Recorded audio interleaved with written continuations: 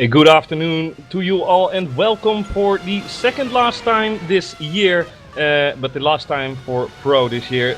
You are watching Formula SimRacing Pro Series in Interlagos, a completely wet and soaked Interlagos at the moment, but fortunately for these drivers, or unfortunately for us, they are driving on completely dried out tarmac since Pro isn't doing any weather configurations on that aspect.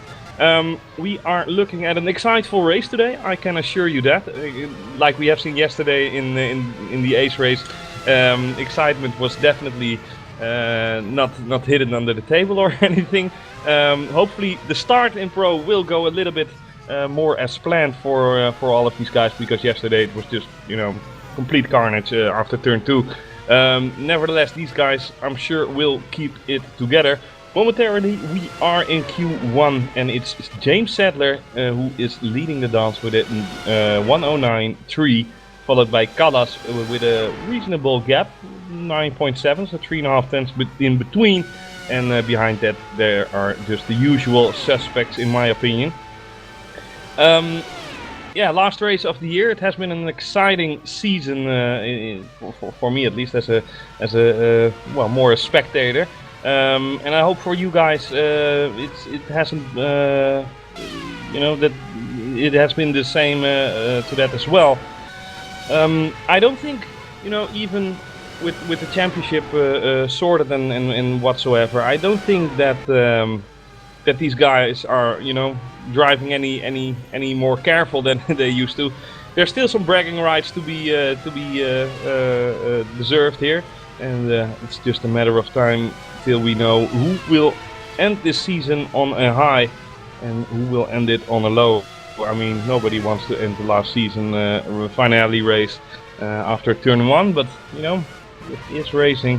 Like in real Formula 1, we only had like 5 or 6 races ever where we didn't have any DNFs. So from that aspect, probably a lot of guys will. The guys who won't be seen on track today is of our Argenis Raira, Wengler, Jonathan Etier, Christoph Strower, David O'Reilly and David Cook. Though those good drivers all have pit lane starts or back of the grid, so participating in qualifying is not allowed. So we got 17 drivers into Q1. Excuse me. Will Barnes is at the moment in P17 and well, it's not doing a reasonable job at the moment, 11.6. One more shot for him in order to make it work, but he's going so wide. That's drifting in Interlagos with Will Barnes right there. So he will not do it. He will effectively start last, but in front of the guys I just mentioned. James Sadler is, well, by far the fastest in Q1. Like I said, 9.3 for him.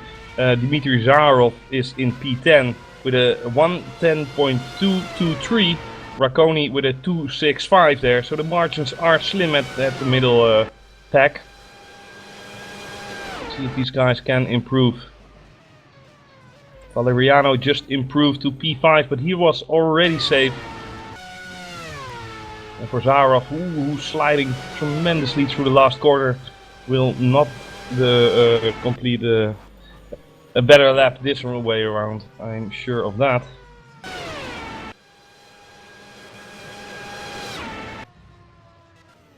And it's only now Juan Sanchez who can do it. No, he aborted it as well. So there we have our top 10 shootout for Q2. It's Dmitry Zarov on P10, Baxter on 9, Eugene van Dongenberg, Bufumu, Carpenter, Valeriano, Winter, Benefield, Sander Callas and James Sadler. Nice job from Daniel Benefield though, relatively new name for me at least, maybe for you all, but seeing him in P3 is definitely turning some heads at least, or at least mine. About to make ourselves up for Q2, and, really curious to see if Sander Callas can improve on his time and give James Sadler a little bit of a run for his money, so to speak.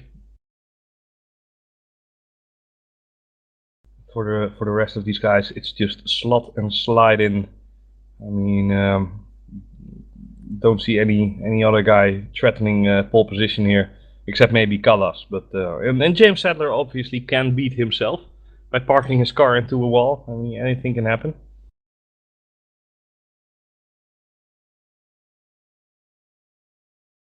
We are currently waiting a little bit for what I don't know. But maybe it's a good opportunity for you guys to ask some questions. I don't know if the hashtag Ask Commentator is currently on, or you can monitor that the question, Sam. But you know, would be nice. What I would like to know is what has been your favorite moment in Pro this year. Sure, a lot of moments have happened, a lot of nice overtaking maneuvers as well. Even for Pro, I mean, some of these guys are really clean and fast drivers. We have seen it with Jeroen Kweekel as well, who is the champion of this year and already won his maiden victory in WC as well. Well, that's certainly, you know, giving off a signal there. Kuba Brzezinski did it last year around. He's a steady WC driver this year, and that's what we deserve in WC.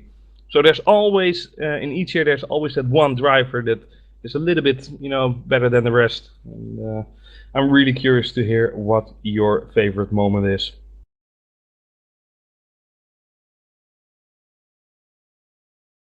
So for the moment, let's see, a lot of chatter is going on about nasty smells on the track. I won't get into that, won't bother you with that. But yeah, we're all anxiously waiting to go underway into Q2. Like Daniel Ricciardo said, it's not really a circuit where you would, you know, make mistakes easily or whatever. I completely disagree with him. I think it's an awesome track, and the difference in height sometimes. I mean, turn one, it's a proper dive down, you know, in the Senna SS. Also, the nice fast right-hander in sector 2, going uphill with a double apex. That's just awesome, and so easy to make a mistake right there. We have seen a lot of mistakes in what is it, turn 4, where Sebastian Vettel crashed in what was it, 012. We have seen a lot of guys, you know, going a little bit too wide, going onto the grass, and just, you know, letting the grass do its work by being slippery and just sliding off. Hopefully for these guys we will not see that today. Unfortunately, Q2 has been started. Eugene from Van Longenberg, not the well, not the kind of guy who's waiting until, you know, there's only 1 minute 30 onto the clock. Instantly goes out. When the almost touching the railing there, the boarding out of the coming out of the pit. We have seen some incidents yesterday as well into the pit. Don't want to put salt into the wounds of Roald Nel here, but we have seen some incidents in the pit entry, in the pit exit as well. I believe Marek Godek lost his car in the pit exit, or whoever it was. It was certainly not a pretty sight. That's for sure. But yeah, these things sometimes happen. I mean, I remember watching that race live actually with the dad of Max Verstappen, Jos Verstappen, where he crashed Montoya, you know, driving into the lead. I believe his last race for Williams as well. I'm not sure about that. It was 2001, but you know, in the end it's racing, and all of these things can happen and will happen eventually. I mean, Michael Schumacher once crashed someone on the Christian Albers. That was Michael Schumacher once crashed Christian Albers on the warm-up lap in Malaysia, actually, when he headed back to the grid. So even if you're Schumacher, you will make mistakes one time. To Eugene from Noggenberg, now on to a flyer into sector 1. But it goes really wide in turn 4 there. Together though, but it's, you know, looking a little bit easier than it, you know, actually is. We have a nice interview in WC with Mohammed Patel later on during the WC broadcast, obviously, where he explains as well, you know, they don't really test that much, but, you know, testing is necessary here in order to get a good way around. I see a little bit of insecurity in the lap of Eugene from Loganberg. Hopefully you see it as well. Not really as fast on the brakes as he would have liked to be, I'm sure. Nevertheless, takes the easiest, shortest line towards the finish. It's a 10.8. That's surely gonna get beaten. Craig Baxter, what can he do here? Definitely better than a 10.8. It's a 9.783. Good job from Baxter there, and we're now waiting for, I believe, Samuel Carpenter to cross the start-finish line. But he's still in sector 2. But at least that's a nice benchmark right there. 19.7 from Craig Baxter. Should be fine with a top 5 position there, but maybe these guys have hidden some pace in the Q1 session. You never know. Carpenter goes really wide.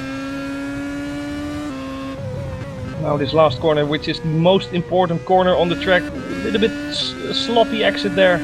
Takes a wide line indeed. And for him it didn't compromise his time, but I'm sure it did. Let's see, what can Carpenter do here? 10.1. Well, to be expected, didn't look really fast as well. But, you know, being fast is relative. James Sadler is the fastest guy on this track at the moment. But I don't think 9.6 or whatever it was in Q1 will get him Q2 in WC. Nevertheless, Christian Bufumu is doing a 10.0. Good enough for P2 at the moment. But Daniel Benefield, ooh, disappointing there. 13.6. Something happened there. George Winter does a 10.4. Good enough for P4 at the moment. And Giordano Valeriano with a P2. A 10.004, so a lot of 1.10s here in this Q2 setting. Don't think that Daniel Benefield had a completely smooth lap there, but yeah, that sometimes happens. James Sadler now, what can he do? He is coming onto the straight for one more time this qualification session. Right in the middle of the track, and this should be pole position, and it is pole position, but not by a long shot though. Not by a long shot. 109.682 compared to a 783 from Craig Baxter. And we still have Callas and Dmitry Zarov to, well, show us what they're worth. I don't think Zarov will get pole position here, but Sander Callas with a little bit of extra dedication, maybe he can. Let's see what Zarov does. Really on the exit, wow. 10.4 as well. Well, never mind that. What can Callas do here? Wow, and he takes pole position. He definitely hidden something, has hidden something in Q1 because he's really improved into Q2. 9.458. Lovely Ferrari that is as well, Ferrari 458. But nevertheless, for the moment it's pole position for Sander Callas, and I'm sure he's happy with it. So happy that he instantly parks his car into the side of the road and into the barrier there. But yeah, it's all okay. We have our pole position here. Sander Callas in P1, Sadler P2, Craig Baxter P3, and the rest of the names are on the left side of your screen. But what's coming now into your screen is a quick commercial break. We have a nice Thrustmaster commercial for you in store. So grab some popcorn and get ready for the warm-up, and in 5 or 10 minutes time we are ready to race. See you in a bit, guys.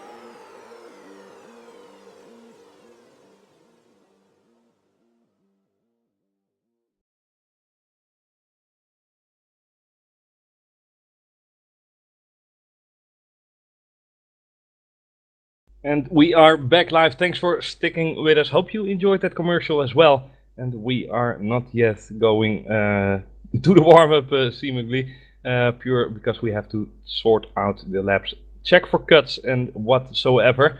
And hopefully for these guys, they will not find anything and we can move along. So yeah, Sander Callas on pole position, James Sadler in P2. If I would have had money and I would have betted it on the pole position here after Q1, I would definitely say James Sadler. But Sander Callas, you know, he played his hand wisely. But you can also say he delivered under the right circumstances here, and he performed when he should have. So absolutely nice achievement for him. Definitely a guy who needs another race win this season. He was tremendously motivated and fast early in the season. Not risking to say he slacked off a little bit, but you know, definitely a race winner contender. But then he had the unfortunate extra fuel in Suzuka, and you can name it all. It's not really what he would have expected, but nevertheless, he has every chance to redeem himself in that way and show what he's worth in that aspect, and maybe even go for a championship next year.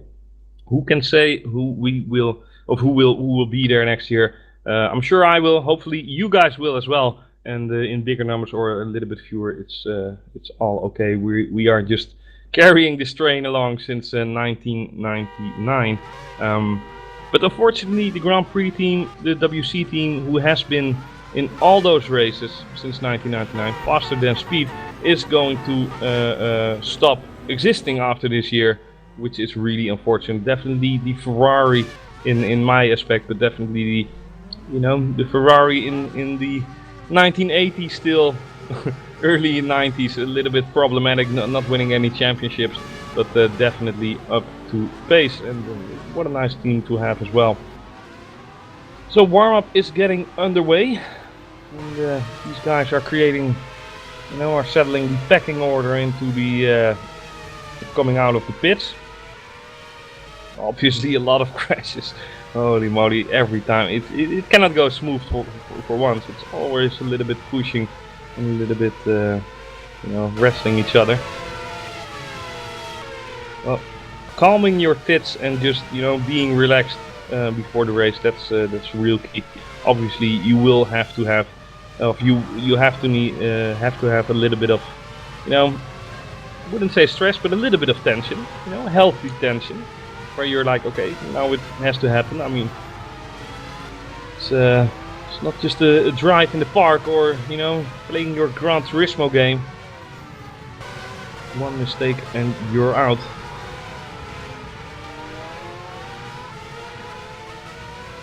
And let's see how long this warm-up session will be.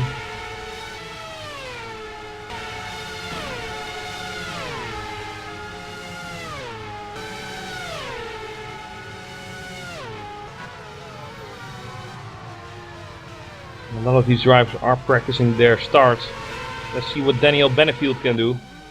Stationary on the grid right now. Let's see what you can do, Daniel.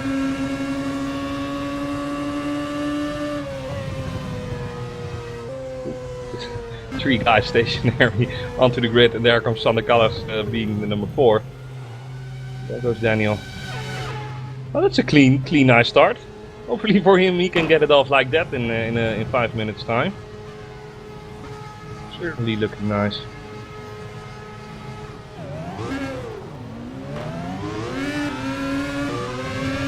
Jeroen Kweekel obviously used, and I mentioned it in earlier broadcasts, he used the traction control override setting, which allows you to, the word says it already, override the traction control. And traction control, you might say we're not driving with traction control, no. But launch control is a form of traction control, and once you press it, it overrides it, and you can get off the line quicker if you set it up correctly. And the most difficult part is actually setting it up correctly, because if you have wheel spin, obviously you're losing time. If you are too low on revs, you're gonna lose time. So you really have to set up everything correctly, and then you can get a flyer of a start. And really anxious to see who will have that and who won't. Fortunately for Sander, you know, he most likely has a nice start. I mean, during the entirety of the season, didn't seem slack off a little bit. But even Kweekel in Monza, he had a horrible start and you know, had some damage as well by not going off the line. But you know, that happens. George Winter, a 112.8 in well, race specs, so to speak. These drivers are driving with around 130 liter, I assume. Maybe 120, wouldn't say 140 on the circuit. But James Sadler showing the back of his tongue, I believe. 12.1 for him. And that's on the soft compound tire, so really nice. For the guys who don't know yet, we have softs and medium here, the option and the prime. It's a good compound here. Super soft would be dramatic, since you know, it's not really a high wearage track, but you know, the fast double the right-hander in sector 2 definitely is putting your left front out of touch with the rest of the wheels, so to speak. Yeah, we still want to see these guys going as fast as possible. Interesting to see what's going to happen next year with real Formula 1, or maybe it's 2017 where they put those rules through, where you can, as a team, you can pick all compounds that you like. You know, if you want to drive the entire race on super softs, whatever, you just do it. You know, and it's really a nice decision, strategic wise, because you would have teams that do one stop, or you have teams that do 3 stops with softer tires. So yeah, I'm gonna look forward to that. But what I'm really looking forward to is the start of this race. Sander Kallas showing James Sadler that he's not only quick on one lap, he is also the only guy in warm-up who is doing a 1:11.9. So good job from him, 11.947, and well, definitely looking promising for the race. Got a nice full locked up grid here. 25 drivers at the moment. Really nice, especially for the last race of the season. Which some guys can't be bothered about, and some guys actually find it horrible that we're leaving you after this race and after WC. I would say leaving, well, all these drivers, and we also need a little bit of a break, fair to say. But we obviously have the Formula SimRacing Winter Series coming up, and we have, you know, even special events in between on legendary circuits. So it's gonna be an epic display this winter. First things first, though, and that is the race. We are about to start.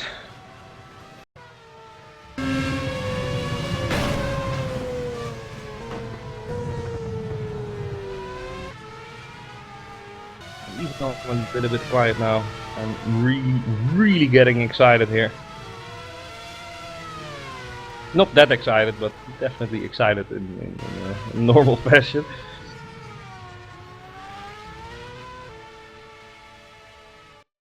So let's see, here we go, jetzt geht los, vamos!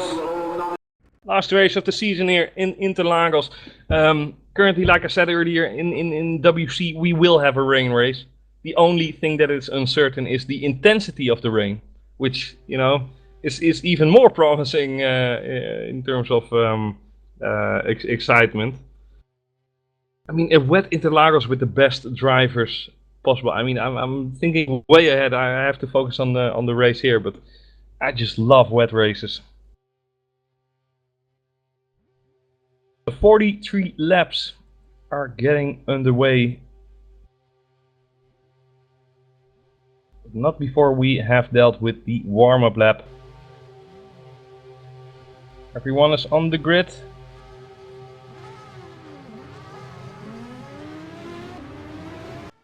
Except Andrea Canada, David O'Reilly, David Cook and Argenis Ryra.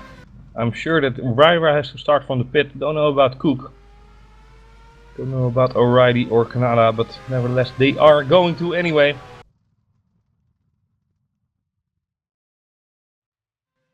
Let's see here on this beautiful skyline in Sao Paulo, Brazil. The digital skyline here.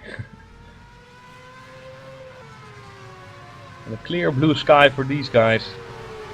I'm pretty curious if they really, you know what's going on in weather terms, because it's always a pleasure to drive on a nice dried out track.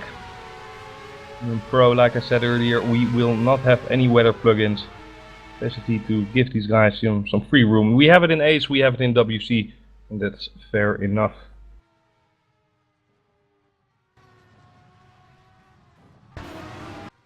So Daniel Benefield, I think he can, surprise a lot of guys. He had way better pace in Q1 than he had in Q2.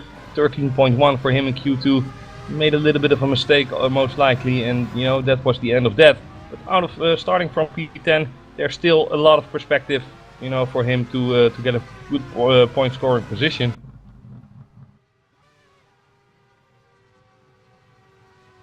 For everyone on this grid right now, it's the same.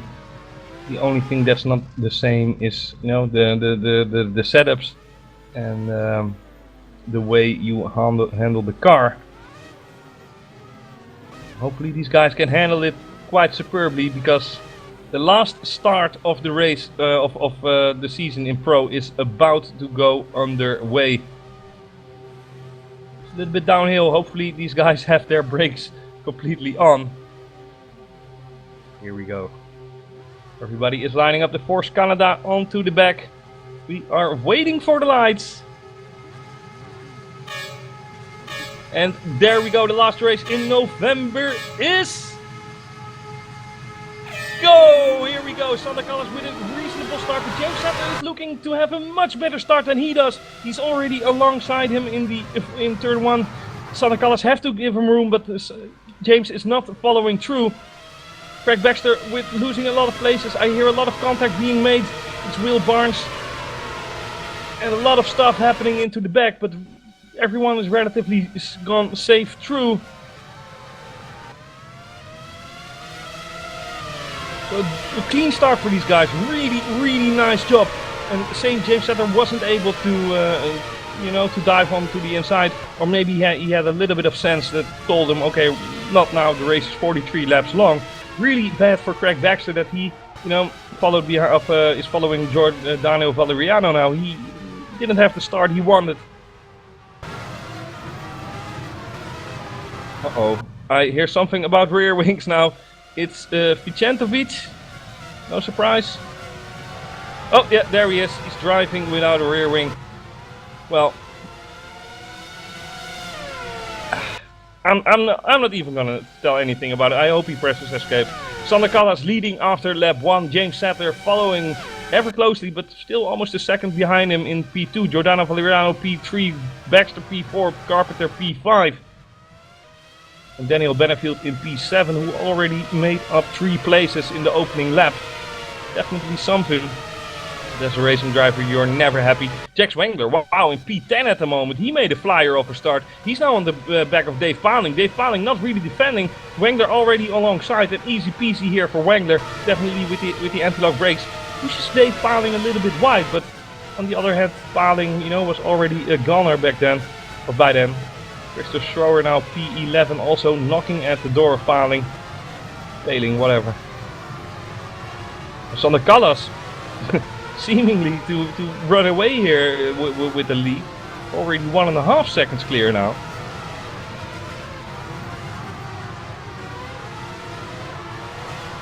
But exciting start of this race. Unfortunately, no real major incidents. Michelo Vicentovic eventually makes it to the pits right now with unrepairable damage. Well, GG, well played. No worries there. Sander Callas is passing the start-finish line right now. So fortunately, apart from Vicentovic, no incidents, major incidents at least, that I noticed. And Jax Wengler now P8 already past Felix van Delft there. Wengler is flying, obviously a really fast guy. Sometimes a little bit too fast. And but before that, it's Craig Baxter who's fighting a little bit with Giordano Valeriano. Those guys making life hard for each other. But great defending from Valeriano. Have to give him that. And now the two teammates, Carpenter and Baxter, have to work together. But it seems like Carpenter is already screaming on the radio, "I'm being held up, I'm being held up. No, I'm way faster." But, that's logical. Hopefully for Baxter, he will not let him pass. Unless he actually knows that he's doing his team a favor. Ooh, Sadler on the exit of the last corner of the track. Unless if you don't count this one, it's not really a corner in my opinion. But a little bit shifty there. And 2 seconds now the difference between those two. Between the leaders of this race. And Bufumu is closing on to the back of Carpenter here. He's trying a little bit too hard in my opinion in order to overtake his teammate, and he maybe lost a little bit.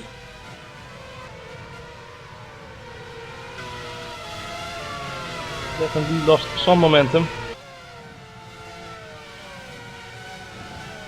Behind that I'm really curious to see what Jax Wangler can do starting from the back of the field.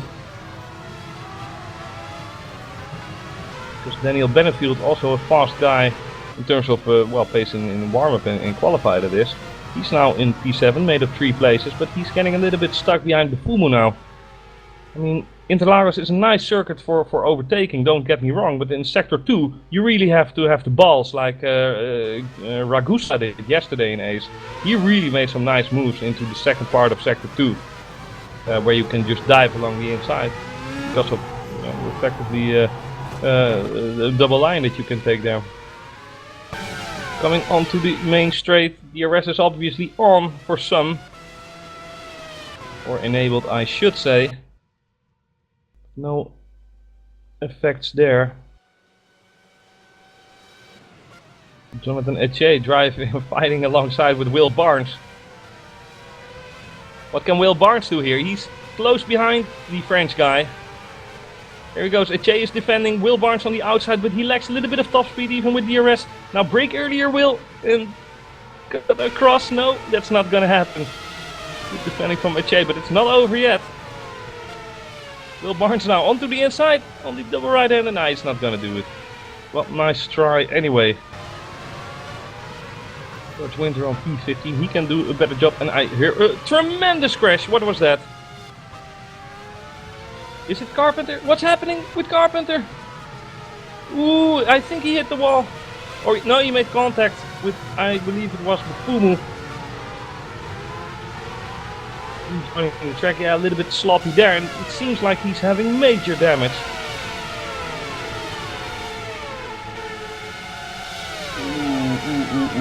Carpenter tries to go into the pit. He definitely has some suspension damage.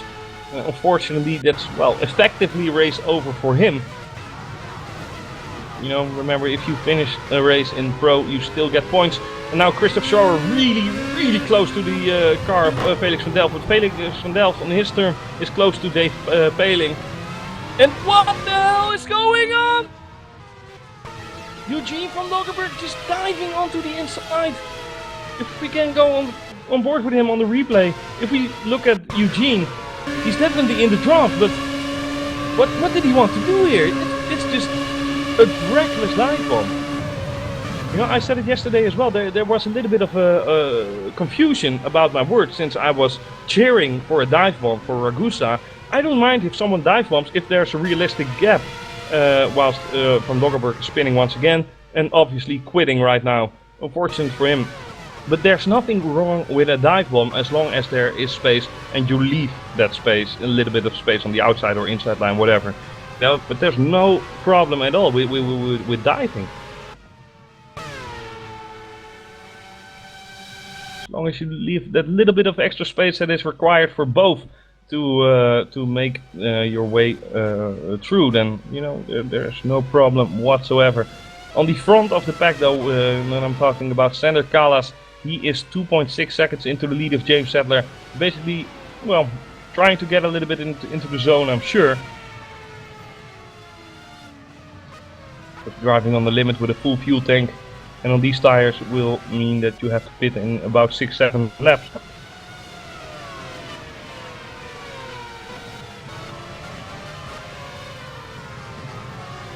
And Jack Swengler now P6 out of all that frustration in the midfield with Van Loggenburg there. Definitely not a good result for Van Loggenburg, and an undescribable action from him even, but sometimes we make mistakes, and sometimes we are heroes. Bufumo now with Valeriano, what happened there? What happened with Valeriano? He's really slowing down. Now Wengler on the inside, he manages to pass him. Ooh, they almost make contact as well. Valeriano went sideways, did a sort of mini Kimi Raikkonen there after the last corner, so driver error there. Christopher Schroer is, what's happening there? Schroer is in heavy combat with Racconi, a lot of things happening here, and he takes the P8 away from Andrea.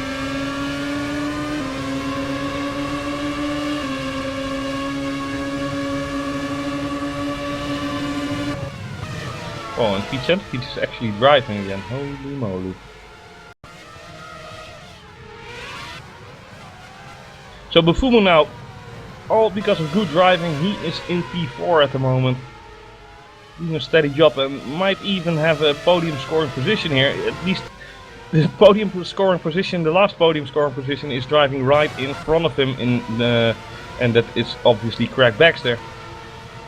With a little bit of DRS and a happy toe, he can, get a little bit closer to the incarnation of Paul di Resta. Nope, the distance is a little bit too big. Maybe force Baxter into a mistake. But, those are not easily made by him. There you go, second DRS zone of the track, or the first, however you look on it. And brilliant defending here from Baxter, making his car as wide as possible and doing it in a fashion that I certainly admire. Weaving, putting more pressure onto Baxter, but by doing that losing 1 or 2 tenths by taking definitely a different line than the fastest line around there. And it seems that he's a little bit off pace. Keep it together, guy. In the meantime, behind that, with the Illuminati gloves, it's Jack Swengler, who is trying his best to make his way up to the 4 podium scoring positions. Only 10 seconds away now, Wengler. From P1 that is, so might be able to do some stuff there. George Winter now on P10 tries to take P9 away from Andrea Racconi. And Racconi can cover with DRS here.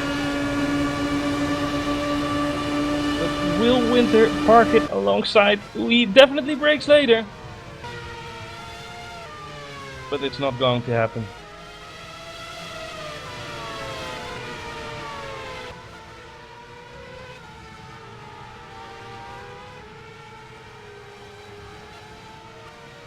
I hear a big crash.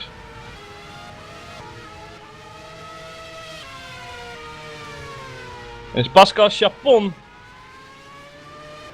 And what happened with him? He dived along the inside on Will Barnes and he basically lost control of his car and instantly put it into reverse. That's really dangerous as well. As long as you look onto your track map and good and well into your rear view mirrors, you can rejoin without a problem. Ooh, and Michelo Vicentovic is gone as well. Oh my god. That's a swagful pit entry, I gotta give him that, but also really dangerous driving behavior. Just loses the car here. What the hell is that? Like 40 seconds into the replay, what the hell is that?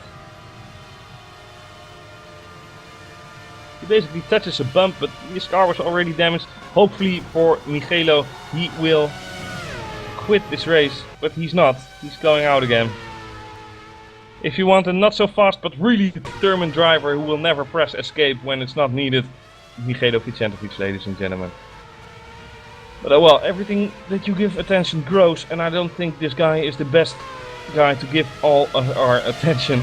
Better to give that to the leaders of this race. Sanderkal is still in front with 3 seconds to spare now. 2 laps ago that was 2.6. So steadily but slowly he is increasing his lead over Sadler, who will not fancy that, I'm sure. Jackson now kicked it up a notch, but Bufumu is behind him. He knows that once he gives a gap to Bufumu, that he will make a move for it. Wengler now coming inside of the two as well. Baxter and Bufumu will have, you know, a French problem driving behind him. A fast driving French problem.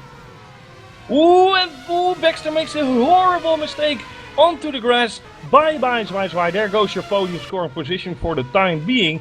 We have said it earlier, you know, mistakes are not easily made by Craig, but you know, he's still a human and therefore he will make mistakes.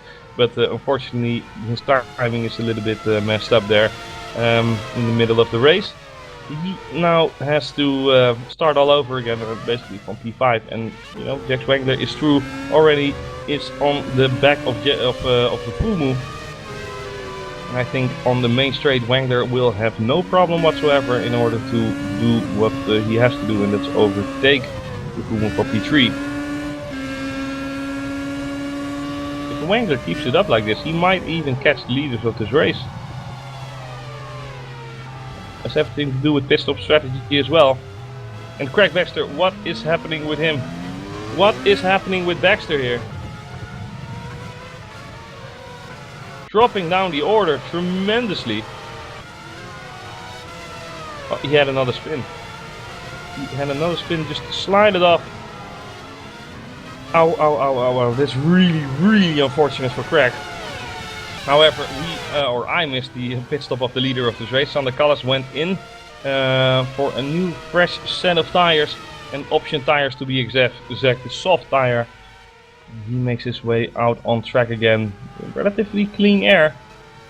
Finds David O'Reilly in front of him, who is a lap car. And, no problem there in getting him out of the way. I believe Vicentopis is black flagged actually. He has BF on his dashboard. That can obviously mean BF sword, huh? or you know, whatever, but no, he should park his car. He should really park his car. At the moment Vicentopis is doing 1 minute 34, 2 minutes 2 and 1 minute 27, and his second lap time was actually 4 minutes 5 seconds because of a tremendously long pit stop. This should be Mike, if you can hear me, Mike Partington, it is. Please kick this guy off the server, because eventually he will crash somebody, and if it's the leaders of this race, it's not going to be a pleasant surprise. So Bufumu now into the pit, so is Daniel Benefield. And I believe I missed someone else, but you know, James Sadler at least is covering off. He instantly puts his pit light on, made 2 laps longer than Sander Callas, but I think he will keep the lead, Sander Callas that is. I'm really curious to see what Jax Wengler will do as well. And DNF... What? What? And we have a complete failure here.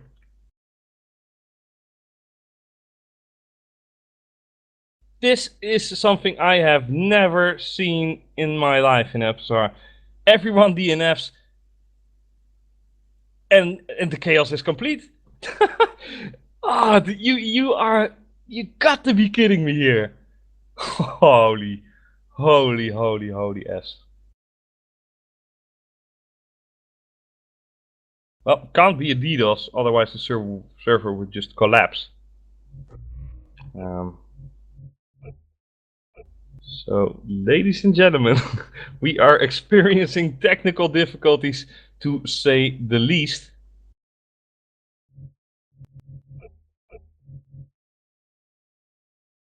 I'm just gonna have a conversation here with the admin and Sam, because maybe it's just me, but I don't think so. Sam, everyone DNF'd?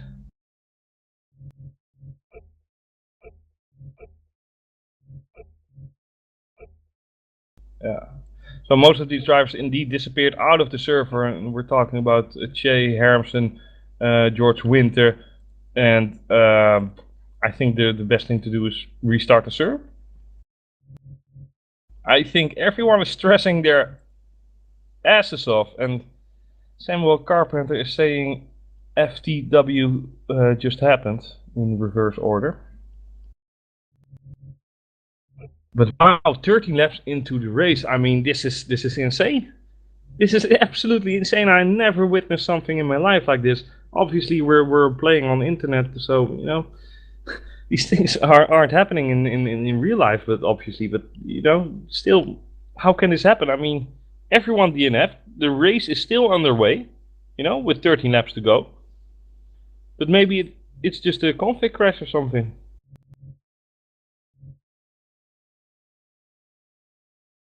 Yeah, so Sam Jones is saying all but 10 people got kicked out on his screen. And Daniel Benefield is saying now, chat everyone DC. But how are you gonna, as a FSR being, how are you going to tell the drivers that they have to, you know, restart again or whatever? The race has been red flagged. And I do think that we should do the remaining 30 laps of this race with a restart with the positions being as they are now. You know, and the guys who have heavy damage or whatever, like Vicentovic, can be happy that they will start with their T car, you know, with their spare car. But yeah, this is absolutely insane. And of course, you would have the pit stops in between as well. So that's not fair as well. I think we should take, yeah, from 2 or 3 laps ago, you know, when people when before the majority of the people pitted, and take that grid and just restart 30 laps from there. But I'm not the admin. I'm sure our dear beloved Mike Partington is stressing his hair out at the moment, creating some bald spots on his head and thinking, what the hell am I going to do here?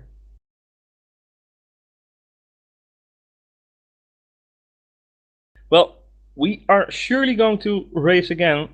I mean, that's something we have to do, and we are committed to in doing. The only problem is a technical difficulty, and once that is sorted, we will be along our way. Is it maybe possible to do another commercial break, Sam? Make our sponsor really happy?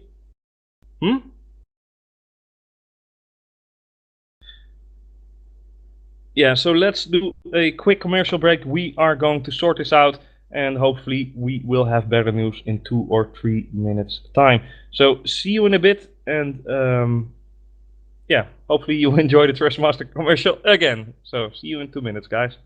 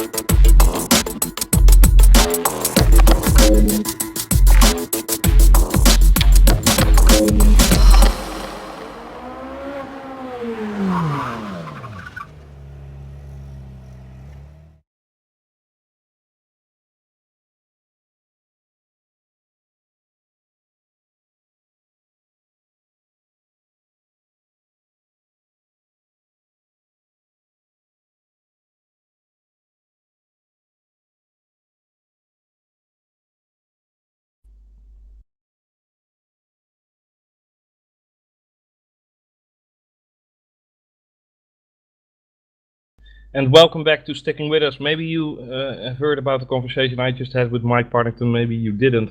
If you did, sorry for talking in between the commercial. Okay, nobody here heard it, okay? So a lot of things going wrong here. Had a little bit of a chat with Mike Partington, the admin of this race, and he's suggesting, together with Christopher Kopp, to just do the entire race again, 43 laps. The only thing that's a point of debate at the moment is the starting order. Obviously, I mean, yeah, it's a really complicated decision to tell someone, okay, you have to start from the position that you are now, even if you made the best start ever and you're driving in P4, P5, whatever. But yeah, it's complicated.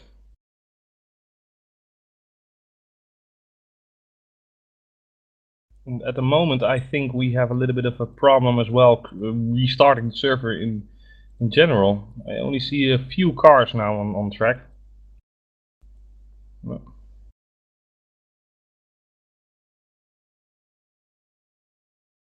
Well, like I said earlier, I mean, there's one guy who's always smiling, and that's Michelo Vicentovic. Here he goes out on track, tries to do some laps. Good old Michelo Vicentovic.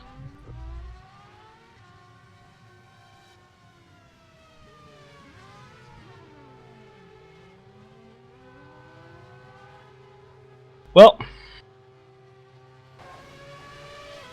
for everything there's a first time.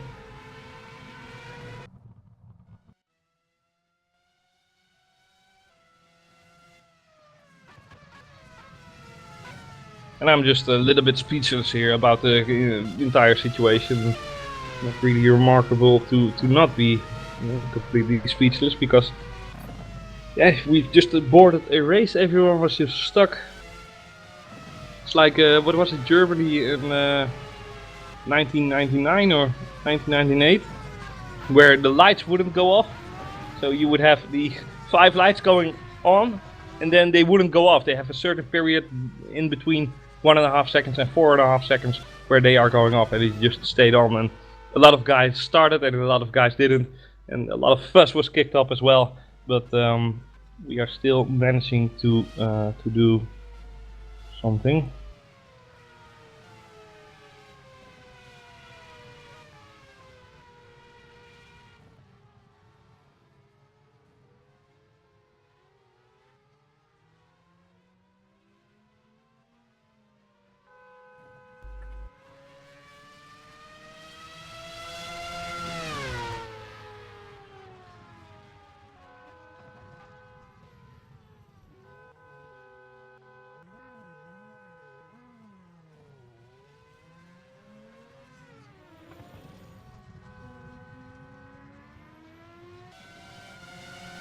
So we're still debating a little bit. Sorry for the radio silence there, but we'll, be the right decision here. Unfortunately, Jeroen Kweekel cannot join the server at the moment. He's watching Feyenoord play against Ajax. I mean, not even watching MotoGP. Holy. But yeah.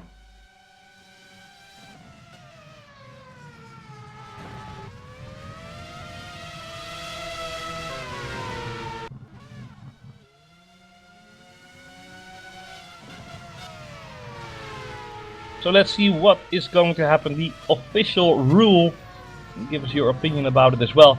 Less than 15% race distance run is restart. Less than 50% race distance run is rescheduled race. Well, last race of the season for them. So less than 75% race distance run, which is not for us. Classified results with half points, and 75% or more full points awarded. So according to the official, regulations in point 3.2 in server failure 3.2, it says we should, we are driving with less than 50% race distance run, and we should be rescheduling it. However, what is going to happen now, I actually don't know. You just have to wait and see.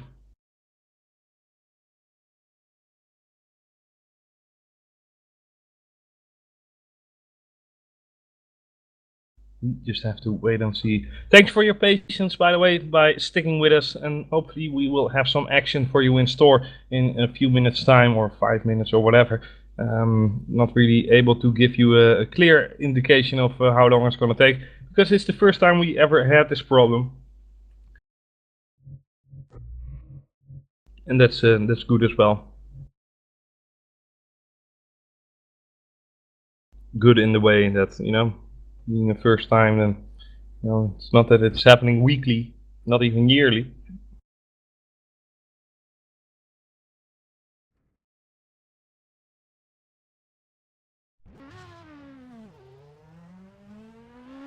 Ooh. Now everyone got removed from the server again, not receiving updates from the client. Literally says blah blah blah was removed from the game. Server is not receiving updates from client. People are saying here DNF is DNF. Blah blah blah blah blah. Restart is restart.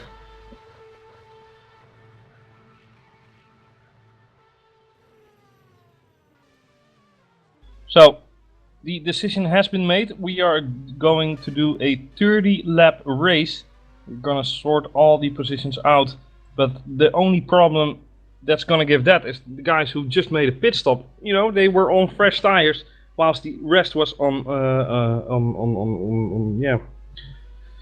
old rubber. Just like Sander Callas making his pit stop, and 2 laps later, he got wrecked by the server.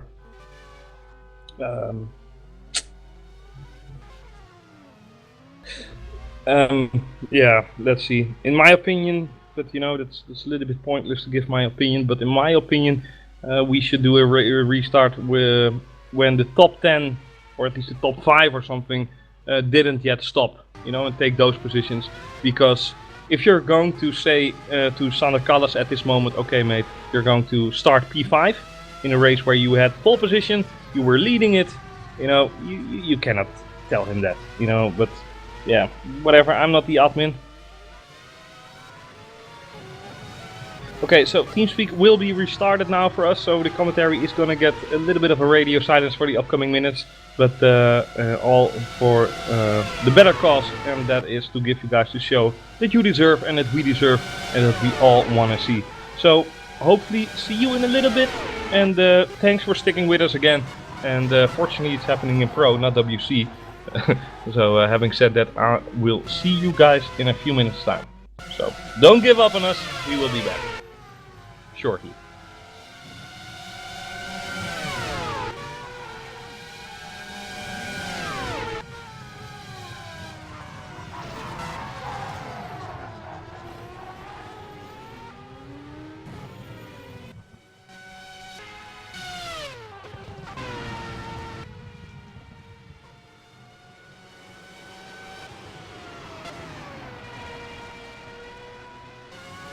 Are we still on air, Sam? We are. Can I talk about turtles? I can talk about whatever I want. Okay guys, chapter 1, turtles. It's getting really, really appalling this, but I mean, stand in my shoes. I mean, have a crowd to entertain here, whilst there is no entertainment on the track. I'm just waiting for the TeamSpeak restart. So this is really dramatic in terms of racing online, but it's not as bad as IndyCar, where it's raining and they're like, oh, it's raining, we cannot race now, we don't know how to do that. Not anything of that.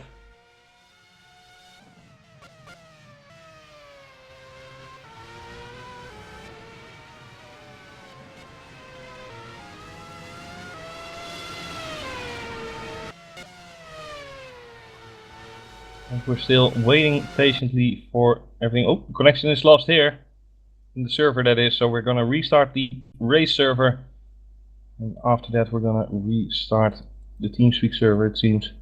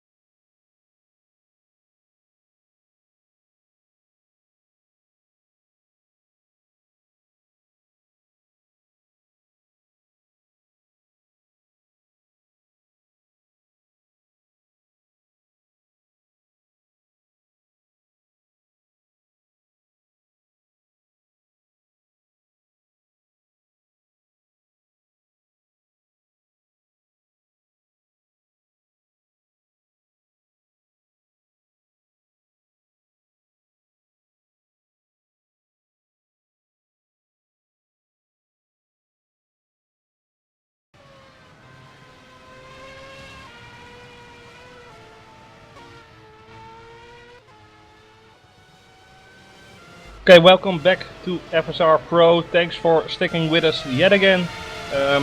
We seemingly have sorted out the problem that was causing it.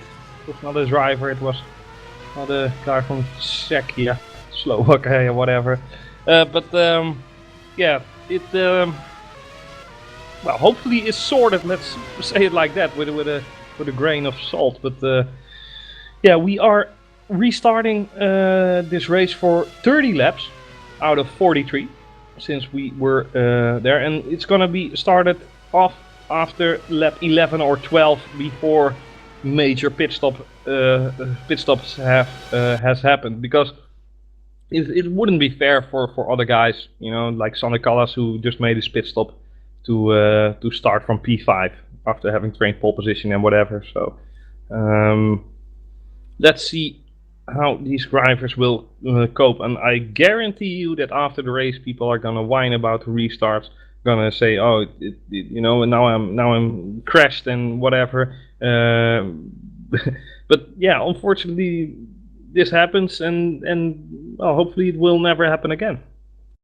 And in 1 year's time we will be looking back and smiling and thinking, okay, you know, remember Brazil 2015? Well, hopefully we will have a better race for you guys in store in terms of well, continuous racing, so to speak, without any interruptions like that in WC, which will be a hectic race, really a hell of a race with a completely wet track, with the top names of online sim racing competing it out for the last bragging rights, the last 25 points, the last monies for this race. So the DNF drivers have to start from the pit lane.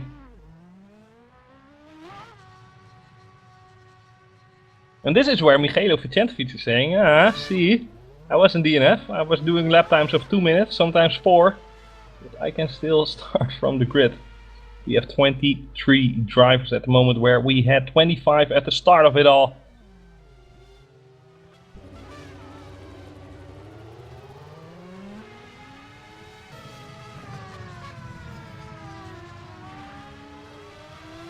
Let's see.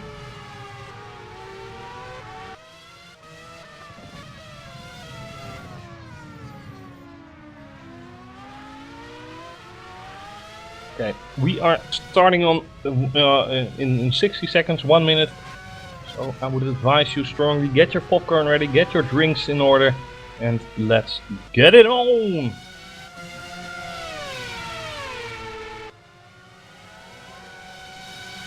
So basically a sprint race here, 30 laps, and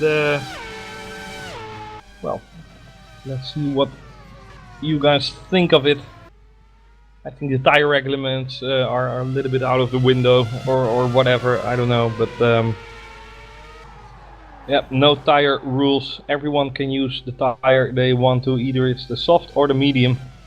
No super soft, by the way. And when we are moving to the race, Jax Wengler is saying, be right back.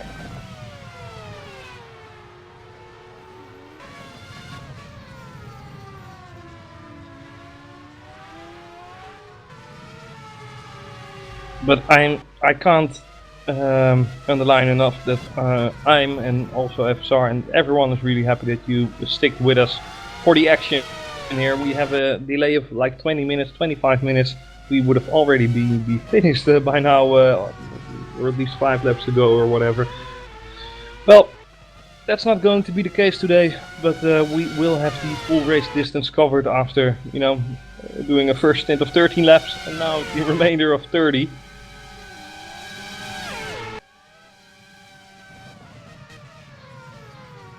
We are just waiting for Jax Wengler to reconnect. Maybe he has to load some setups, I don't know. Joke never gets old with him.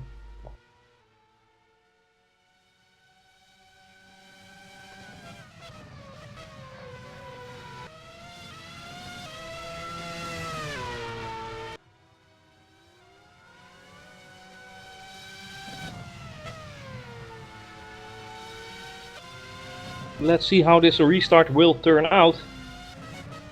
Hopefully without any incidents. I mean, these drivers really have to be fair the first laps. obviously you cannot say to a racing driver, okay, you cannot overtake, you know, the first corner or whatever, but hopefully they will keep it, you know, sensibly together.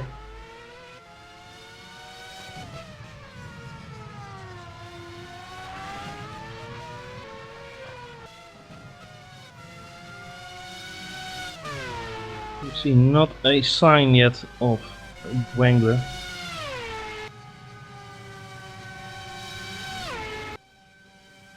Really making it hard for us like this, but yeah, whatever. We're the ones with the issues. This gives these guys some time to put some extra rubber on the track.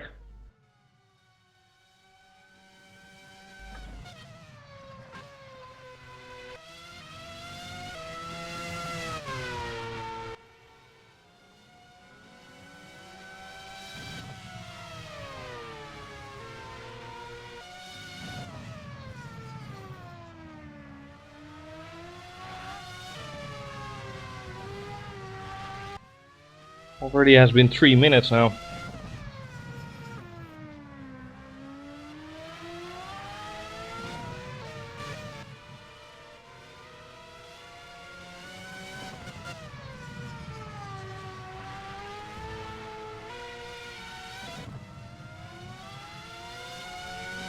It seems we will start without him. Well, that's what you get for saying be right back when the admin is saying let's go. Daniel Benefield saying I'm waking up in 5 hours to do a university exam. Oh. Well, if you want a fast driver for next year, it's definitely gonna be Daniel Benefield. He will be, you know, if you have to wake up in 5 hours for an exam at your university and you're still, you know, dealing with this shit that we have right here, then yeah.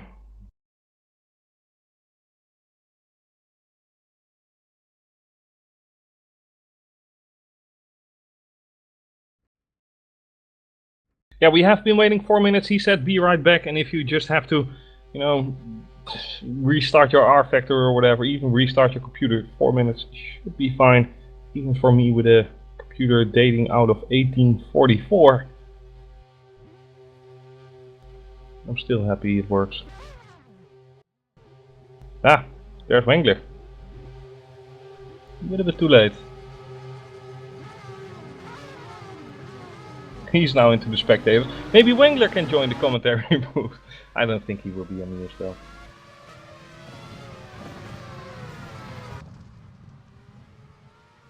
Now get a message that Daniel Benefield lives in Australia. So that's a big time difference there.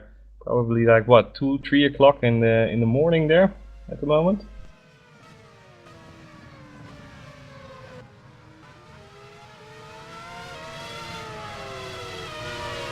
Well, I feel a little bit bad for Wengler, but on the other hand, he did give him like 4 minutes time. He could have done be right back at the moment warm up, you know, went live again. Nevertheless, gotta keep our focus together because we are racing again, ladies and gentlemen. But it's just the warm up lap that has to be dealt with, and then we are well on the way again. 30 laps, no tire compound rules. But most likely nobody can finish the race with 30 laps remaining on one set of tires.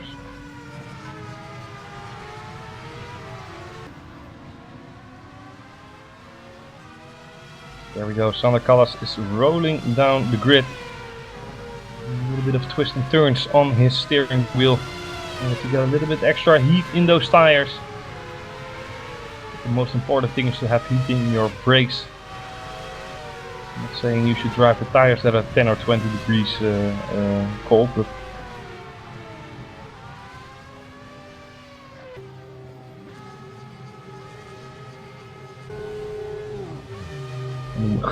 Callas even taking a look into his rear view mirror there, us being on the grid.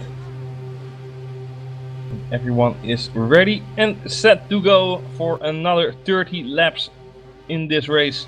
30 laps remaining, 30 laps of full fighting, and here we go. We have all the lights on and we are racing once more. Here we go, Sander Callas with a reasonable start here.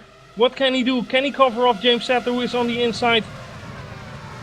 Indeed, no, he cannot. James Sattler is getting into first position right now, and this is what Sander most likely would have feared.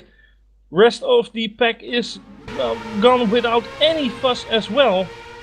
No contacts made or whatsoever. Really, really nice to see that. And Sander Callas made up the place that he lost at the start as well. Got overtaken into turn 4 there. And we have a big crash with Valerie. Holy moly. And Vicentovic is involved again. A lot of debris on the track. And I have absolutely no idea what happened there. Let's take a look. That was Raikkonen causing it all, I believe. Yep, Raikkonen just hitting off the rear wing of Valeriano and causing everybody to tumble here. Andrea Raikkonen causing the massive pileup here, and we would always have the guys who are not happy with this result, since they were that well underway in the early stages of the first race, so to speak. But what an action-packed race this is. I mean, horrible for a lot of these guys, but horrible, really good for some others who have had a second shot. Really feel bad for Giordano Valeriano as well, but you know, that's how it feels coming out of Austria, mate. Think about that. You still haven't forgot that, Chris? No, definitely not. But yeah, others can have another go, like Craig Baxter, who did a fantastic job early parts of the first race, but then had a unfortunate spin and had to retire, I believe, or at least he dropped down well beyond the P10, maybe P12. Vicentovic is back into the pit again without a rear wing, without a front wing. So no advantages for him or disadvantages, he's just back where he started, basically. Definitely the Christy Jong in Pro. Sander Callas leads after lap 2, or should I say 15. Nevertheless, how you look at it, it doesn't matter. We have 30 laps to go in this stint.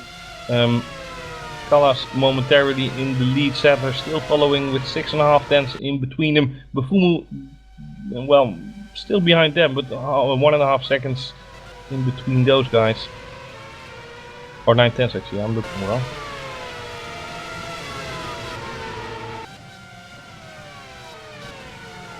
And the pack is well spread out, so to say. Definitely a different order that we have seen 20 minutes ago or 30 minutes ago. But hey, it happens. Fortunately for the majority of these guys, they're back into the groove and nobody's whining that much. But you know, whining is allowed in situations like this, if I'm honest. Sander Callas really putting the pedal to the metal in order to keep James Sattler behind him. 6 tenths now, it was 6.5 tenths. Maybe with a nice draft, James Sattler could make life a little bit harder for Sander. But the gap is just too big on the main straight. Or your name is Sergio Perez in Monaco 2012 with Raikkonen, which was hilarious. And that was a pure value of a legit dive from there. But back to the action, Sattler is really pushing on the back of Callas now. But he has to stay calm. He realized that his tires are, you know, wearing out as fast as he wants it to go.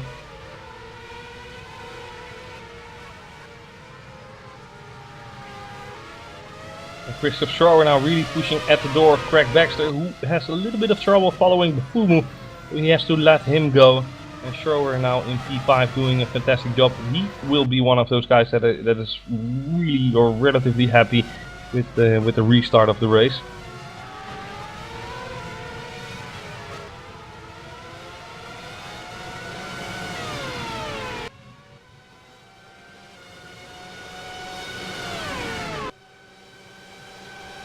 Sander Callas leading the pack into lap 4 here out of 30.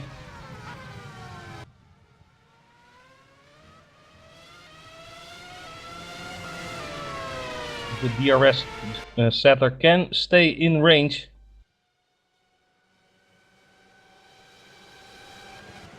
Would do the racing good, to be honest. I mean, 4.5 tenths in between them. We want to see fights now. We want to see heavily and heated packed action.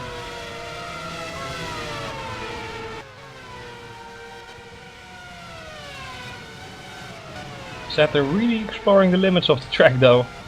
Has to be a little bit worried that he will not get any cuts, because that corner, there's a turn 6. It's really, or 5 or 6. It's really able to be cutted. Pascal Chapon finds it necessary to talk. He made contact with the Force Canada car of Felix van Delft.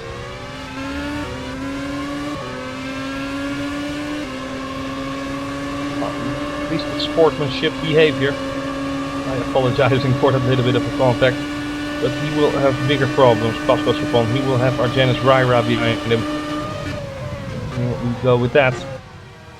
And there we go, Christoph Schroer getting overtaken by Benefield. Benefield going really aggressive onto the Senna S's, but you know, a little bit of heavily packed action there. Benefield still alongside, both have DRS, I believe.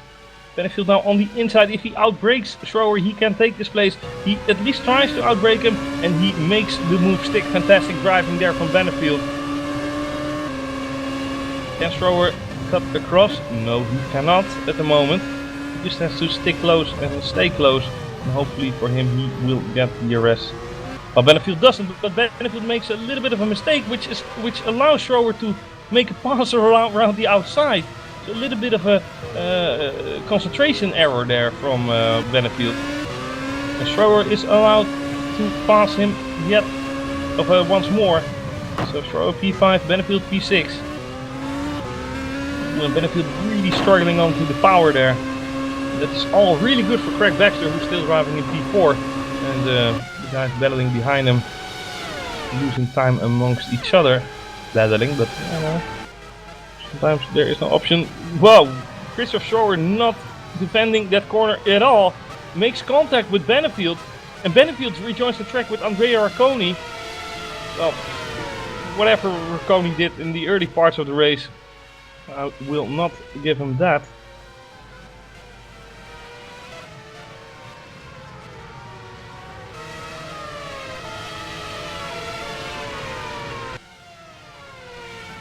So let's see here. The Gelo Vicente are next DNF. Unfortunate for him. Benefield seems to have lost a little bit of a front wing template or something like that. Because he's not as fast as he used to be in his opening stint. The race is still 23 laps long after this. Sander Kallas crossing the start-finish line now for lap 8, with 7 being completed. And James Settler still hasn't given up on it, and why should he be? He's half a second behind Sander Kallas. Everything is possible for him. Bufumo doing a nice job as well in P3, only 3.8 seconds behind Kallas. It sure was different 30 minutes ago.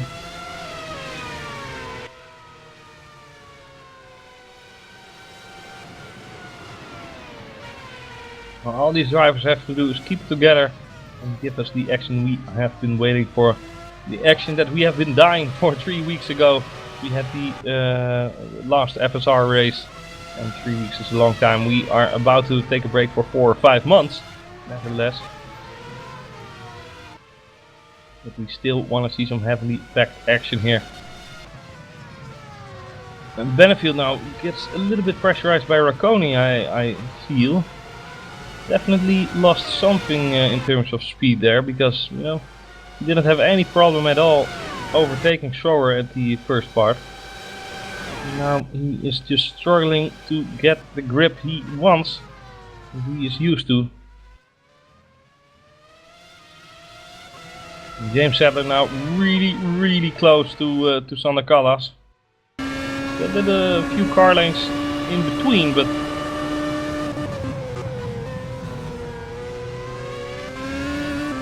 James Sadler just waiting to get onto the power. The dirty air is still present, of course.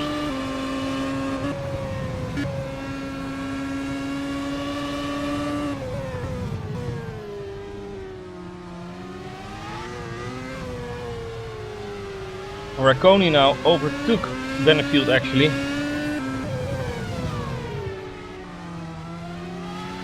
happened a while ago where Benefield was just sliding onto turn 2 in the Senna SS and just lost the car control. So driver mistake there, but maybe also has everything to do with the damage he sustained earlier on.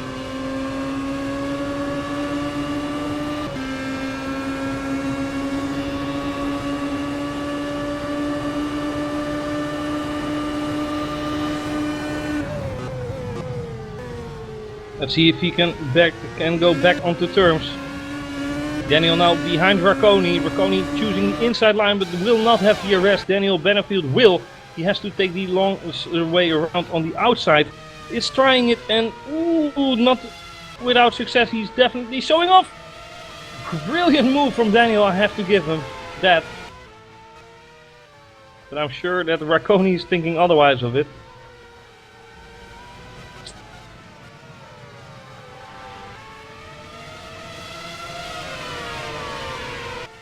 That allows Dave Paling and Henry Harmson to catch up to those guys. So we got a nice fight from P6 towards P9. That's at least something. 1 second the lead now for Sander Callas. So James Sadler will not have the arrest. And after sector 3 it's actually 1.000 seconds. He will have the arrest though. That's nice. He will have the arrest. He basically needs it, James Sadler, and the only thing he can do now if the gap is just getting increased and increased and increased is to...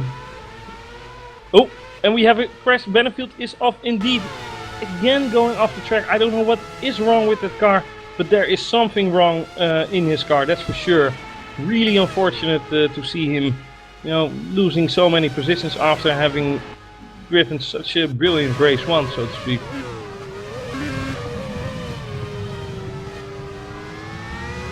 Really unfortunate for some, and others, you know, make their way up to a better position that they were in race 1.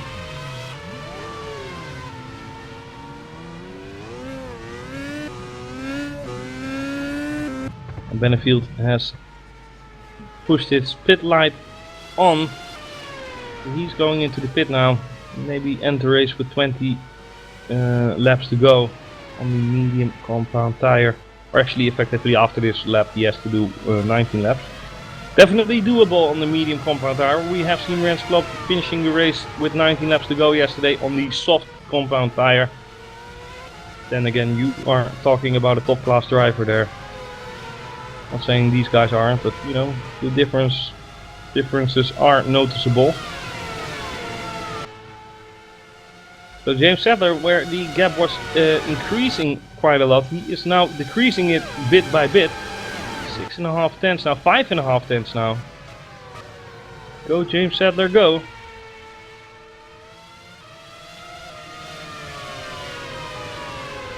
And Frank Baxter steadily driving into P4, Schroer still in P5. Behind that there are just trains forming. Truly would be proud indeed. Now the question is, I mean the pit stop window is obviously opened right now, but the question is who is going to blink first? Would it be Sander Callas? Would it be James Sadler? Time can only tell, but I do think that whoever pits first will have the advantage, because then the other has to follow basically. But if they pit now, they will fall around P6. If they're really unlucky, P9.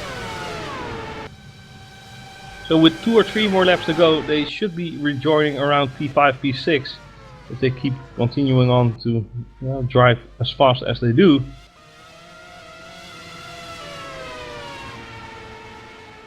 And I hear a lot of contact.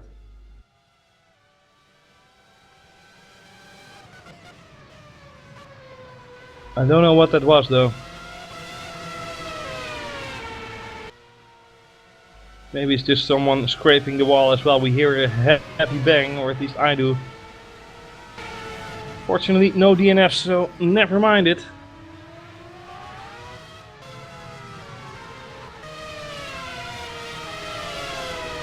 Henry Hampson now. Ooh, they make contact. Henry Hampson makes contact with Samuel Carpenter. Fortunately, nothing really bad happened there. Both drivers keeping it together on the track where they belong, onto the tarmac. And the Kweekel really looking strong for a podium here. Anything can still happen. I mean, imagine Sander Callas and James Satter crashing into towards each other, and Kweekel taking the win. I mean, we already have seen so many crazy situations today, with the server being DNF'd or being disconnected and whatever. Sattler now really going closer and closer, and he has put his pit light on. James Satter has put his pit light on. Let's see what he will do. No doubt he will go back onto the soft tires, like Mike Partington mentioned earlier on. After this restart, we will have no tire rules again. You don't have to drive on medium and soft. You can just do 2 softs or 2 mediums or whatever.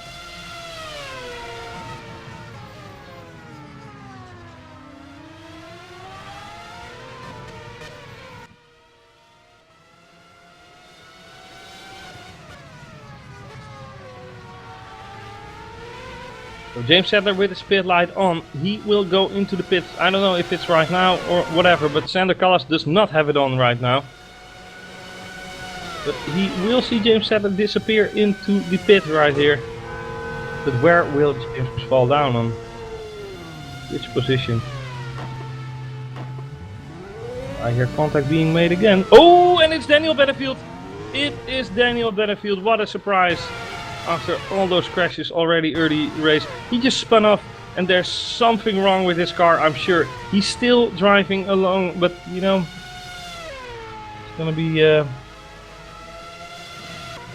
execution nevertheless. James Sattler rejoins the track, and crucially for him, oh no, he's just behind Raikkonen. I wanted to say crucially for him, he is driving in front.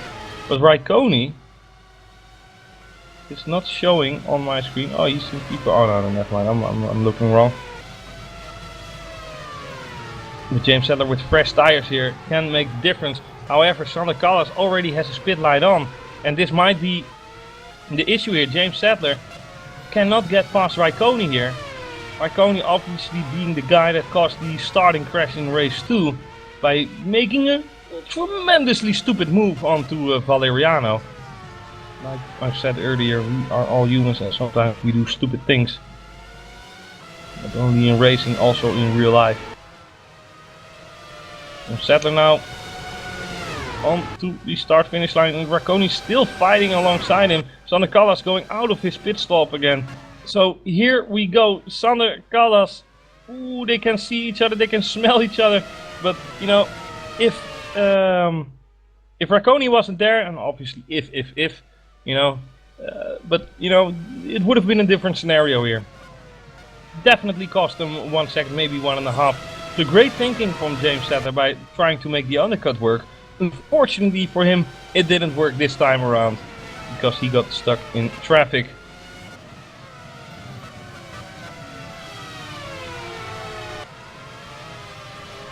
George Winter now on P4. Still has to make his pit stop though, whilst others already dealt with that. Such as Bufumu, I believe he just made a pit stop. Yes, he did. Come on, Christian Bufumu, show us what you're worth, bro. Benefield still driving along, but not so strong as he used to be in race 1 and the earlier parts of this race where he sustained the damage and everything just went tumbling. Raikkonen goes into the pit right now, so does Winter. That allows others to go fast. Oh yeah, Baxter also made a pit stop, by the way, in the previous lap round or 2 laps ago. Still has Christopher Schroer on his tail though. Baxter is.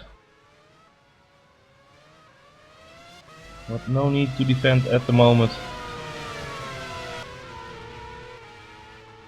Ooh, James Sattler twisting and twirling and swirling onto the tarmac here. Definitely +1 for trying. But he has to make sure he is, you know, being the #1 after this race. Not gonna be easy because Sander Callas in front of him. Seems like he has the ropes in his hand, firmly placed.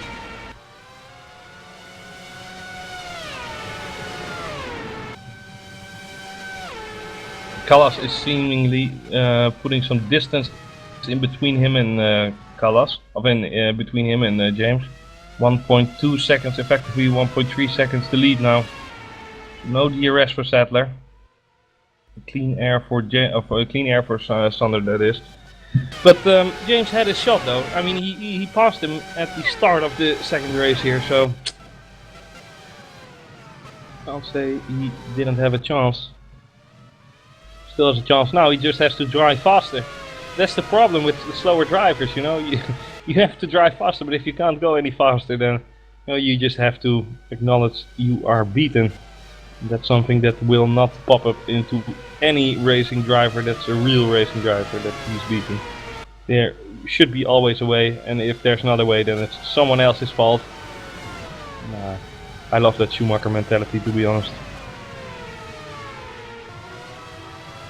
Nevertheless, back to the racing that is going on in front of us. Sander Callas still leading, obviously. Lap 18 now. 18 laps covered and going into lap 19 right about now.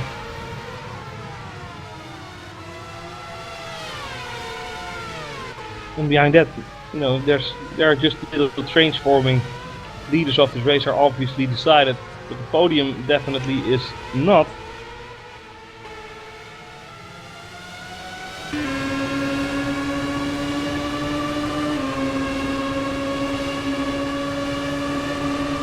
Baxter here trying to do everything in his power to, you know, get this podium scoring position. Already has a little bit of luck that Wangler decided not to race after being AFK for 5 minutes. Because otherwise he would have another problematic driving Frenchman behind him. That's really fast. Definitely a hectic race, hectic weekend for these guys in Pro.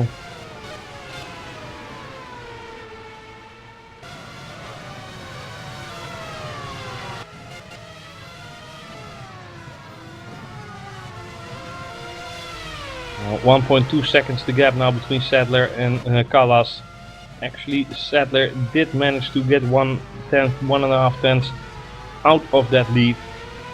Just has to step into the 1 second zone, hopefully for him benefit of the DRS. Trying to sneak up to Callas. Definitely easier said than done.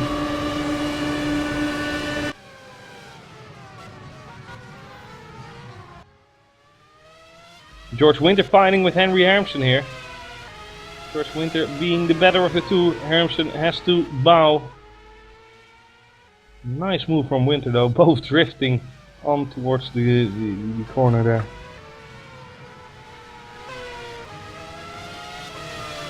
And instantly, whilst I was watching the replay, Henry Hermsen overtook Winter again by some smart driving, it seems.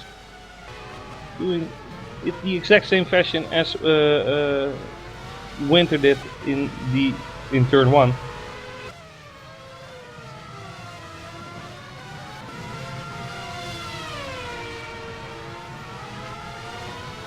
And now Sadler did what I told him to, and that is break the 1 second margin here. I obviously didn't speak to him, but Sadler is getting DRS right now. That's yet another tenth that he can gain. 9.5 laps to go here, and it's definitely putting some extra pressure on the Callas, who's scratching the grass ever so slightly. Nevertheless, a little bit of a brown puff there, popping off on the rear tires from Callas.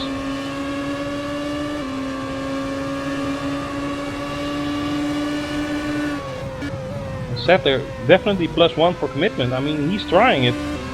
Every inch of the way he's trying to get past this Netrex car. And if he continues onwards in this fashion, I have no doubt he will at least get a move in. 5.5 tenths now, the margin in between. And he's pretty far off this time around in terms of trying to make a move. But at least he puts himself another half a tenth closer to Callas here. And Sander knows he has to step up.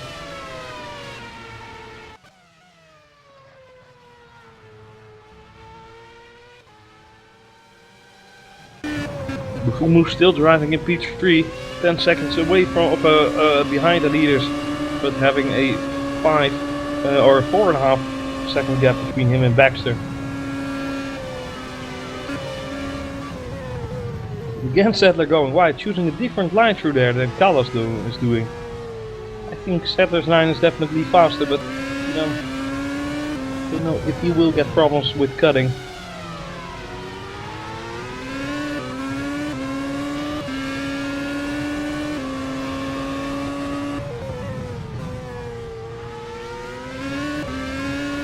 There we go once more. 6 tenths being the difference here between the leaders of this race. And only losing 1 tenth in Sector 2. That's pretty nicely done from James. But in Sector 3 here and Sector 1, we might be able to close it up a little bit more. All he needs is a good exit here. A little bit earlier on the power, and he seems to do that exactly right. DRS open. Now Sander really has to take notice of Sadler. Really has to look into his rear view mirrors.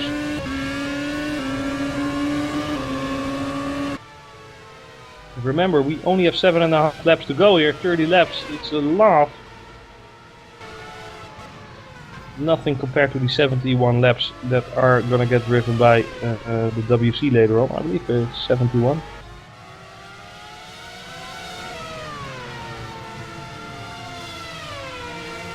Not really any major fights going on the track, except of course the fight for the lead, and that's obviously what we all want to see.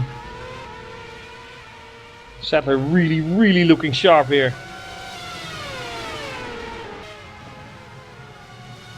Almost impossible to see, you know, if we're on board with Sadler. He's struggling so much to get past Sander, or at least get alongside and try to make a move in. Almost impossible that, you know, from the looks of it, that Sander is doing a better job at the moment.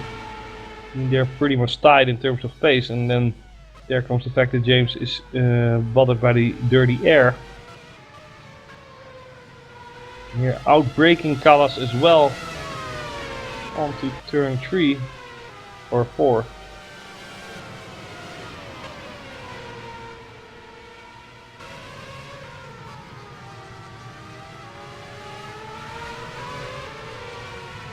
Here he has to keep it together and just stay close to Sander.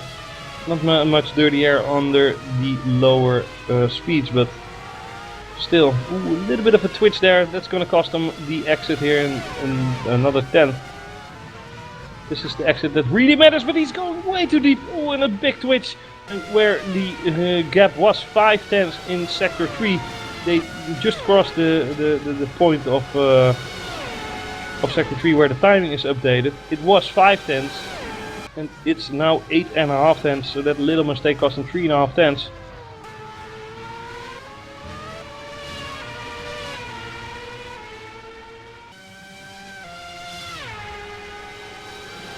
Nothing is lost. 5.5 laps to go here on the Interlagos circuit. 5.5 laps before the season has come to an end. With the champion not even driving here, which is obviously Jeroen Kweekel, who is driving in Interlagos with a completely wet and soaked track. Maybe this back marker can throw a little bit of dirt into the dinner of Callas here.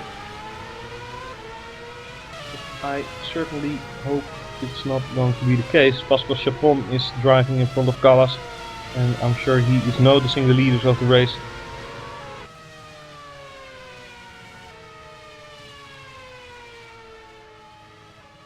And Bufumu still driving in a comfortable P3, and he's really into the zone as well. There's 5.3 seconds now between him and Craig Baxter, and with 5 laps to go, it's going to be interesting. And this is what we want to see. Pascal Chapon going out of the way and, you know, really early sacrificing 4 seconds, maybe more, maybe a little bit less out of his own race pace to let the leaders go by. Definitely the MVP award to Pascal Chapon. And really a really sportsman-like player, it seems. Driver. Nevertheless, it's 1.3 seconds again, the gap between Sadler and Callas, where it was 2.5 tenths 1.5 laps ago. Are you still with us? Huh? And Sadler is over pushing his tires at the moment. He is reaching the point now of no return where his tires are, I wouldn't say too hot, but definitely degraded too much. Made some sliding mistakes, tiny ones. Those are, you know, being put into effect as well. And it's clearly visible here. He's now losing 2.5 tenths in sector 2. Has a worse exit than Callas, it seems, and that gap is only gonna get increased. 1.6 now.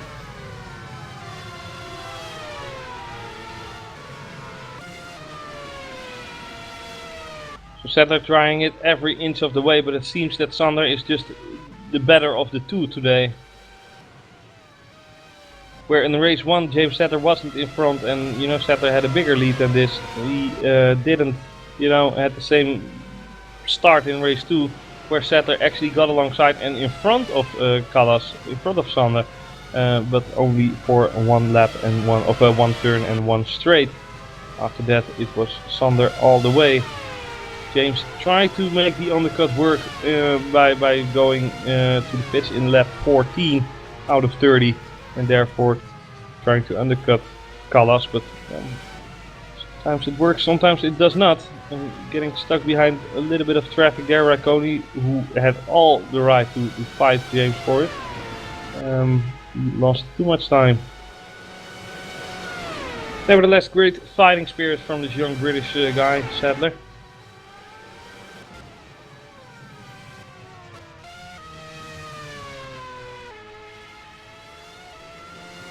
Daniel Benefield still driving, may it be in, or be it as it may, in 12th position. Fortunate race for him. We all know he can do so much better. I mean, would have been a podium contestant basically if, you know, he didn't have that incident. But if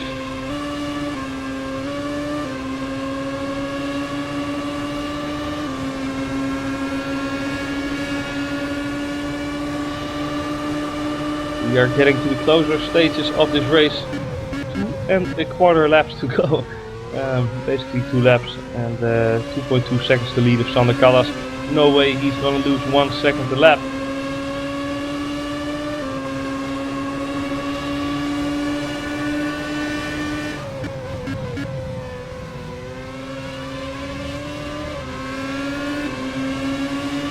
Coming onto the straight once more. Will Barnes getting lapped here, but doing so in a nice fashion by not getting in any harm's way to the leaders of the race.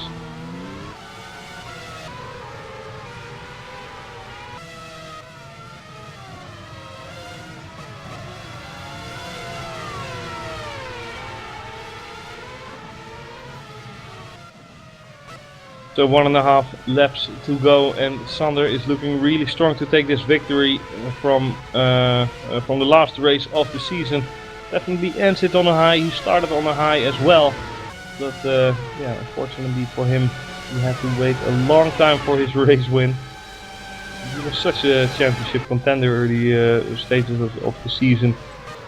Having said that, obviously Jeroen Kweekel had won 6 out of the first 7 races, with only Michele Di Alessandro winning a race in, I believe, Austria it was, yeah?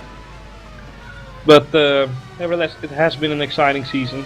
Obviously we had the server crash an hour ago, which caused everyone tumbling. But we are in the last lap of this championship year of Ace. James Sadler now completely gone in terms of, you know, getting this win, or Sander Kallas has to do something dramatic. Park his car in the wall.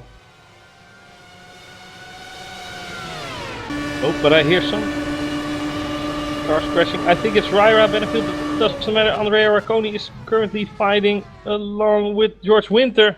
Racconi making his car a little bit too wide there. A little bit cheeky on Winter, but you know, Winter knows what it's like to be a little bit cheeky. Seymour Carpenter actually was the crash I have heard. He just spun off and, you know, is not finishing this race, unfortunately. Christoph Schroer. Oh, Racconi and George Winter crashing each other basically, which is allowing Schroer to make a pass. We'll see what happened there. Yeah, Racconi not being realistic.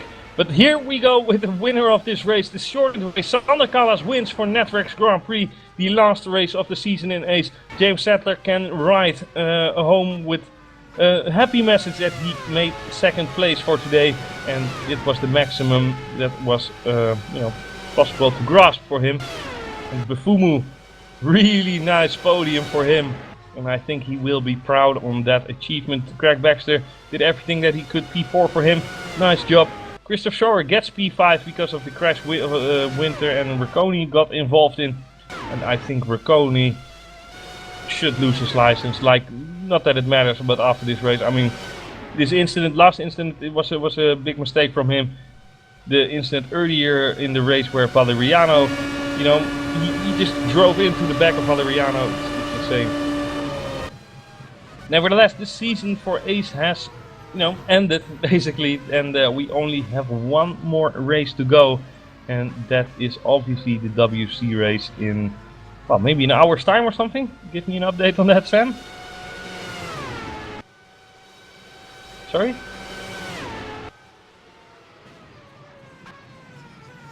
Okay, so the WC race is starting in about 15-20 minutes time.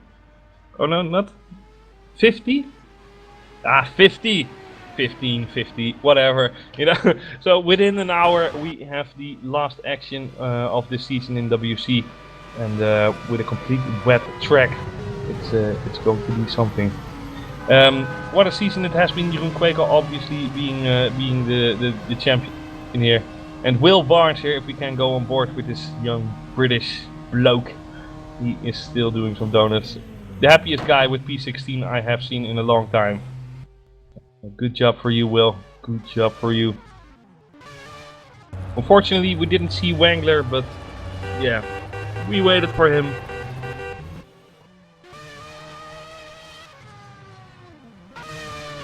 So that is it for Pro this year. I hope you enjoyed the show. I hope you enjoyed this race after, you know, that little bit of a cock up earlier on with the restart. But nevertheless, we have winners, we have results, and we have had some nice action as well.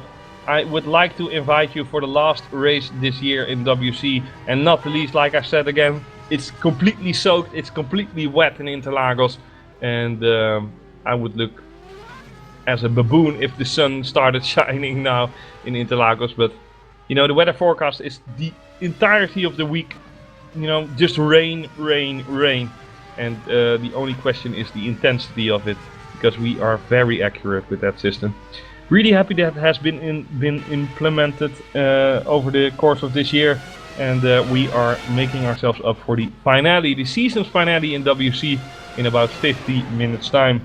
Hopefully I will see you then, and we will be back then with Sam Jones and all the top names in WC that you are used to seeing of us, for to give this season the season finale that it deserves. So see you in 45-50 minutes, and take care until then. Bye bye.